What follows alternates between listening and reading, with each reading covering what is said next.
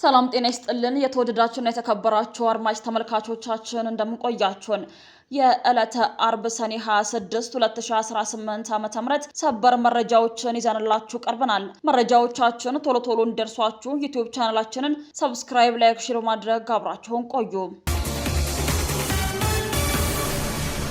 የህወሓት ደህንነት ሹም ተወልደና የፖለቲካ ዘርፍ ኃላፊው ኢሳያስ እንዲወገዱ ተወሰነባቸው። ህወሓት አሁን ላይ ጦርነትን ይቃወማሉ፣ ከዛ በተጨማሪም ጀነራል ታደሰ ወረደን ከስልጣን ለመፈንቀል ሙከራ በመናደርግበት ጊዜ እንቅፋት ነበሩ ብሎ ያሰባቸውን ከፍተኛ አመራሮች እንዲገደሉ እንደወሰነ የደረሰን መረጃ ያሳያል። ይህንን ውሳኔ ወደ ተግባር መተግበር እንደተጀመረ ደግሞ ጽምዶን አበክሮ የሚቃወመውን የቀድሞ የትግራይ ርዕሰ መስተዳድርን ጸጋዬ በርሄን በመቀሌ ለመግደል በመሞከር ከቀናት በፊት አሳይቷል። ታዲያ አሁን ላይ ደግሞ የጀነራል ታደሰ ወረደ ደጋፊ የሆኑትና ጦርነትን የሚቃወሙትን የህወሓት ደህንነት ሹም ኮርኔል ተወልደንና የህወሓት ወታደራዊ ዘርፍ የፖለቲካ ጸሐፊው ኢሳያስ ታደሰ እንዲገደሉ ህወሓት እንደወሰነ የውሳኔው ተሳታፊ የነበሩ ምንጮች ያደረሱን መረጃ ያሳያል። አሁን ላይ እነዚህ ሁለት የህወሓት ከፍተኛ አመራሮችን ለመግደል የሚመች ጥሩ ጊዜ ህወሓት እየጠበቀ ሲሆን ይህ በህወሓት አመራሮች መካከል የተፈጠረው የእርስ በርስ የመገዳደል አዝማሚያ ቡድኑ ምን ያህል በውስጡ እንደመረቀዘ የሚያሳይ ነው። ጽንፈኛው ህወሓት ክረምቶ ሲገባ ጦርነት እጀምራለሁ በማለት የውር ድንበር ዝግጅቱን ማድረግ ከጀመረ ሰነባብቷል። የትግራይ ወጣቶችን ህፃን አዋቂ ሳይለይ ባገኘበት ቦታ በኃይል እያፈሰ ወደ ጦር ካምፖች እያስገባ እንደሚገኝ ይታወቃል። ይሁንና ህወሓት ለአርሚ ታጣቂዎቹ በድርድር የሚፈታ የለም በማለትና እያንዳንዱ ጥያቄዎች የሚፈቱት በጦርነት ብቻ ነው በማለት ለታጣቂዎቹ አቅጣጫ ሰጥ ቆይቷል። ይሁን እንጂ ጽንፈኛው ህወሓት ጦርነትን እንጀምራለን በማለት የአርሜ ታጣቂዎች በተጠንቀቅ እንዲቆሙ በተደጋጋሚ ሲገልጽ የቆየ ሲሆን ይህንን ሐሳቡን በተደጋጋሚ ጊዜ መቀየሩን ተከትሎ ወደ ግንባር አካባቢ ያሉ የህወሓት ታጣቂዎች ከመሰላቸታቸውም በላይ እኛ የምንቀይረው ልብስና ጫማ የለንም በማለት በህወሓት ወታደራዊ አመራሮች ላይ ተቃውሞ ማሰማታቸው ከውስጥ የደረሰን መረጃ ያመላክታል። ህወሓት ወጣቶች ከትግራይ እንዳይወጡ ኬላዎችን መዝጋት መጀመሩ ተሰምቷል። ከቅርብ ቀናት ወዲህ በክልሉ ያለውን ወታደራዊ አፈሳን በመሸሽ በርካታ ቁጥር ያላቸው የትግራይ ወጣቶች ወደ አዲስ አበባና ወደ ተለያዩ የሀገሪቱ አካባቢዎች በስፋት እየተሰደዱ ይገኛሉ። ይህንን የወጣቶች ፍሰትን ሙሉ በሙሉ ለመክታት ለማስቆም ህወሓት ከሰኔ 26 2018 ዓ.ም ጀምሮ ከፍተኛ የሆነ የቁጥጥርና የመንገድ መዝጋት እንቅስቃሴ መጀመሩም ተገልጿል። ይህንኑ እቅድ ለማስፈጸም ከክልሉ ወደ ውጭ በሚወስዱ ዋና ዋና የተሽከርካሪ መውጫ መንገዶች እንዲሁም ወደ አየር መንገድ መግቢያ በሮች ላይ ጥብቅ የፍተሻ ኬላዎች ተዘርግተዋል። በእነዚህ የኬላ መቆጣጠሪያዎችም በተለይም ወጣቶች ወደ መሃል የሀገሪቱ ክፍል እንዳይንቀሳቀሱና ከአካባቢው እንዳይወጡ ከፍተኛ እገዳ እየተጣለባቸው ይገኛል። ይህ አዲስ የተዘረጋው የኬላ ቁጥጥር በትራንስፖርት ፍሰቱና በአካባቢው ነዋሪዎች የዕለት ተዕለት እንቅስቃሴዎች ላይ ከፍተኛ መስተጓጎልን እየፈጠረ ይገኛል። የወልቃይት ጦር ለየትኛውም ግዳይ ዝግጁ ነው ሲሉ ኮርኔል ደመቀ ዘውዱ ተናገሩ።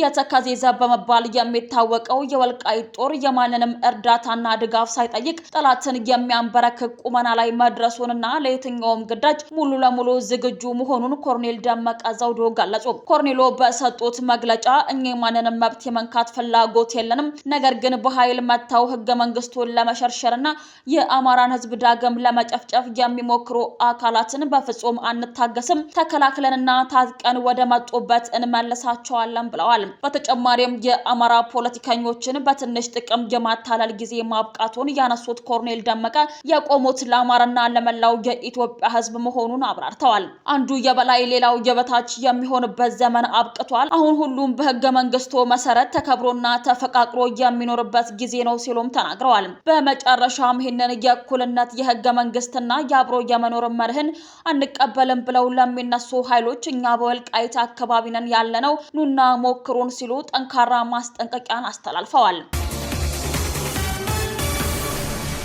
የዓለም አቀፉ የገንዘብ ድርጅት የስራ አስፈጻሚ ቦርድ ለኢትዮጵያ መንግስት 464 ሚሊዮን ዶላር ብድር ወዲያውኑ እንዲለቀቅ የሚያስችል ውሳኔን አሳለፈ።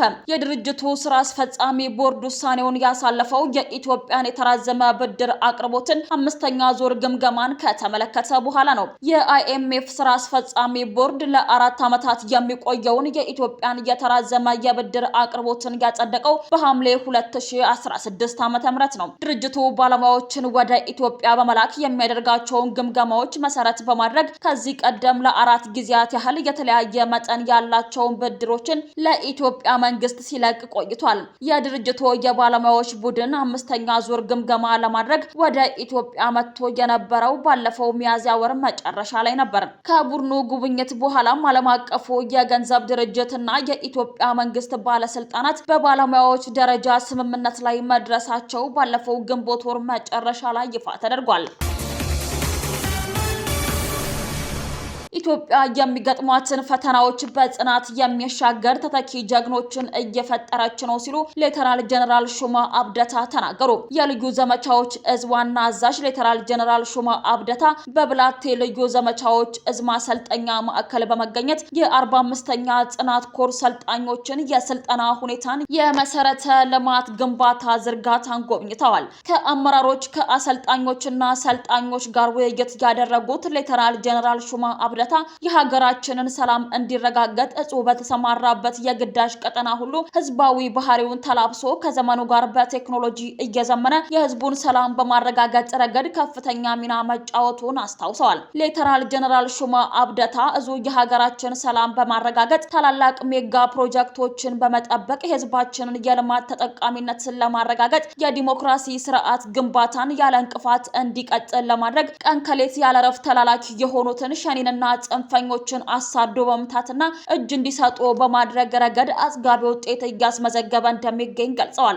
የጽናት ኮርስ ሰልጣኞችም የቀይ መለዮ ባላደራ ተተኪ መሆናችሁን ተገንዝባችሁ ቀሪ የስልጠና ጊዜያችሁን በእልህ በወኔ በጀግንነትና በታታሪነት መከተል ይገባችኋል ሲሉም አሳስበዋል። የእዙ ምክትል አዛዥ ሜጀር ጀነራል አበባው ሰይድ በበኩላቸው ሀገራችን ከጥንት እስከ ዛሬ በጀግኖች ልጆች ታፍራና ተከብራ የኖረች መሆኗን ገልጸው ይህንንም ለማስቀጠል የልዩ ዘመቻዎች እዝ የሚሰጠንን ሀገራዊና ተቀዳማዊ ግዴታን የአየር ንብረት ውሃ ጥምና ድካም ሳይበግረው አኩሪ የጀግንነት ገድልን እየፈጸመ እንደሚገኝ ገልጸዋል። የጽናት ኮርስ ኮማንዶ ሰልጣኞችም ቀጣይ ባለቀይ መለዮ ለባሹን እዝ ሲቀላቀሉ ይህንን የጀግንነት ታሪክና አደራን ለማስቀጠል በአካልና በስነ ልቦና ዝግጅት መሆን እንዳለባቸውም አስገንዝበዋል።